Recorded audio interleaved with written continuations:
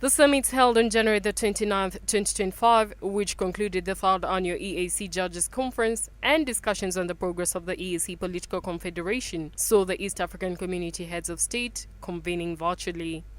During these summits, they discussed the current situation in the Democratic Republic of Congo and made key decisions aimed at addressing the ongoing conflicts and stabilizing the region. Good morning. Hey, I thought you had some breakfast. Good morning. Eh? Okay, I welcome you to this interaction. We have invited you to... She says that Uganda has made efforts to promote peace in the Congo region. However, they face challenges due to disunity among the natives. Some years ago, they were, I think they tried to run some territory. Then they were told stop fighting. The president of Uganda told them stop fighting. We are going to negotiate, to help you negotiate with your government. And the president said, I'm going to make an appointment for you to meet the president of DRC.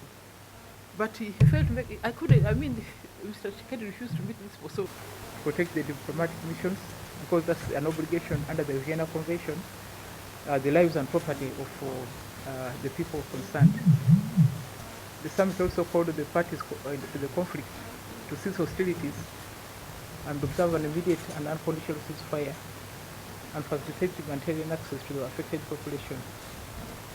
They urge for a peaceful settlement of the conflicts and urge the government of the DRC to directly engage with all stakeholders, including the M23.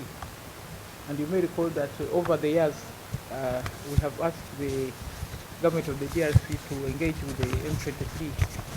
Would have been reluctant, but also the other groups that have grievances against the government.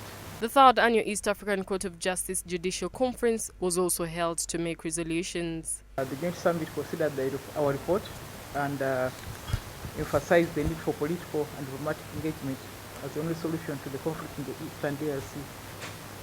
So the summit directed the Chiefs of Defense Forces of the EAC and the SADC to meet within 5 days and provide technical direction on the immediate and unconditional ceasefire and cessation of hostilities, to deliver on provision of humanitarian assistance, including repatriation of the dead and evacuation of the injured.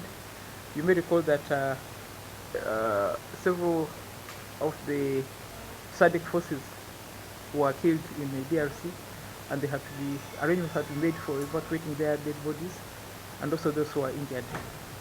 They also decided that there should be a sectorization plan for Goma and surrounding areas.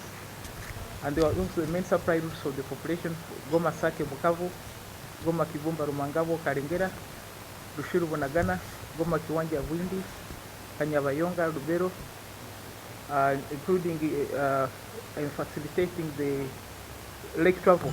Lake Kivu is a major travel route. On the 8th of February 2025, the East African Community and South African Development Community Heads of State held a joint summit that made decisions regarding the ongoing situation in the DRC. The conference able to adopt a robust program in the region to encourage states, individuals, and institutions to utilize alternative dispute resolution. There is also a backlog in many of those courts, so the Chief Justice have decided that where possible, there should be alternative dispute resolution instead of running through the bureaucracy of the courts, filing plaints, getting dates, go for conference, etc. So we acknowledge that African Chief Justices have established that forum to help the continent improve on the judicial resolution of conflicts